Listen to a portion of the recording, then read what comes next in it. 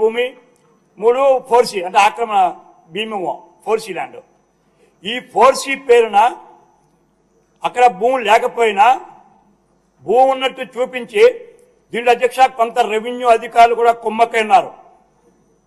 మీరు ఎంక్వైరీ చేస్తే తహసీల్దారులు ఎమ్మెల్యేలు ఏకమైపోయి ఈ ఎంక్రోచ్మెంట్స్ పేరున బినామీలు రాయించుకొని రోడ్డు పక్కన అధ్యక్ష ఎవరైతే నిజమైన పేదవారి అసైన్మెంట్ లాక్కున్నారో వారికి కొండల మధ్య ఇచ్చారు.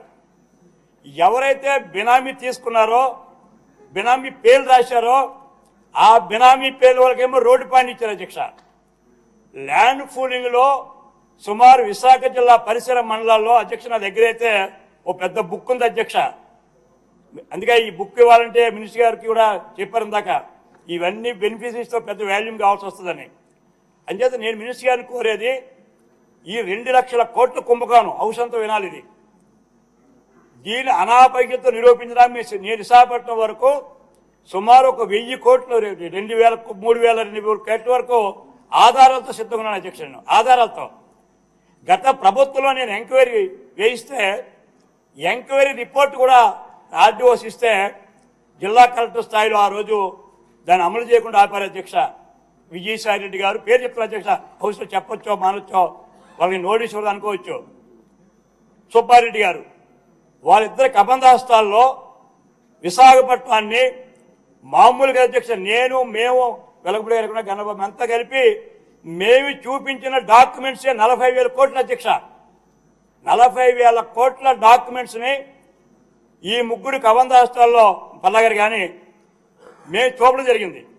అంచేది చిన్న విషయం కాదు అధ్యక్ష. మంత్రి గారిని నేను కోరేది, గౌరవ ముఖ్యమంత్రి గారిని ఈ సభ ద్వారా వారిని కోరుతున్నాను, దీనిపైన సమగ్రమైన విచారం జరగాలంటే మన ఆఫీసర్ సరిపోరు అధ్యక్ష. అందుచేత నేను కోరేది ఒకటి, 22లో అమాయకులు బలి చేశారు. అమాయకులేమో మీరు తీయలేదు, 22లో నిజమైన అమాయకుల్ని. డబ్బున్న వాళ్ళు ఎవరైతే గత ప్రభుత్వంలో పలుకుబడిన ఎమ్మెల్యేలు మంత్రులు ఉన్నారో వాళ్ళు తీశారు. అది అన్యాయం. 2 ఫ్రీ హోల్డ్ అనేది బెదిరించి భయపెట్టి పేదవాడు ఎవరు అమ్ముకోలేదండి. ఎక్కడా ఫ్రీ హోల్డ్ చేశారు? ఖరీదైన విశాఖపట్నం పరిసర ప్రాంతాల్లో పెందుర్తో, ఆనందపురమో, పద్మనాభమో, గాజువాకో, సబ్బోరో ఈ ప్రాంతాల్లోనే జరిగింది. మాడుగులో, నర్సీపట్నంలో ఎందుకు జరగకూడదు? ఫ్రీ హోల్డ్ బ్రాహ్మణులకు అమ్మక క్రయ విక్రయాలు అవలేదు అంటే ఈ బినామీలకి బేరాలకి ఎవరు రాలే. ల్యాండ్ పూలింగ్ ఒక్కొక్క మండలంలో 30 ఎకరాలు తీసుకొని పేదవాడికి సెంటు భూమనే ఆశ చెప్పి ల్యాండ్ పూలింగ్ లో కూడా అధ్యక్ష క్లోజ్ చేస్తున్నాం.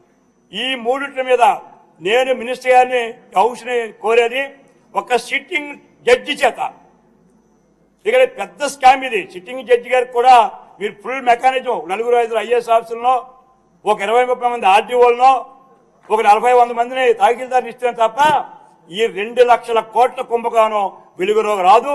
నేను తమ ద్వారా మంత్రి గారిని కోరుతున్నాను, దీనిపైన మీ సమగ్ర విచారణ చేస్తారు. చంద్రబాబు నాయకత్వంలో మాకు నమ్మకం ఉంది. కానీ ఇంత పెద్ద స్కాము మీరు కూడా వేరే కార్యక్రమాలు ఉంటాయి. సిట్టింగ్ జడ్జి గారిచే, ఆనరబుల్ జడ్జి గారిచే ఎంక్వైరీ ట్రిబ్యునల్ వేయాలని నేను డిమాండ్ చేస్తున్నాను. మీరు ఎంక్వైరీ చేసిన తర్వాత నేను ఏమైతే చెప్పాను మా జిల్లా వరకు ప్రతిదీ విత్ ఎవిడెన్స్, 20లో చేసినవి, ఫ్రీ హోల్డ్లో చేసినవి, ల్యాండ్ ఫుల్లో చేసినవి నేను మీ ట్రిబ్యునల్కి నేను ప్రూవ్ చేయడానికి సిద్ధంగా ఉన్నాను. నేను గత ప్రభుత్వంలో జగన్మోహన్ రెడ్డి దోపిడిని నేను చెప్పలేకపోతే ఈ హౌస్ ద్వారా ఏ శిక్షకైనా సరే నేను సిద్ధంగా ఉన్నాను. ఏ శిక్షకైనా సరే with documents, with evidence, with registration documents తో ఉన్నాను. గౌరవ మంత్రి గారిని కోరేది, మీరు సిట్టింగ్ జడ్జితే మీరు ఎంక్వైరీ వేయించండి, ట్రిబ్యునల్ వేయించండి.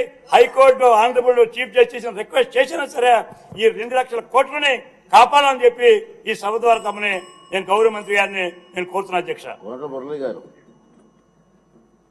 సార్ థ్యాంక్ యూ స్పీకర్ గారు.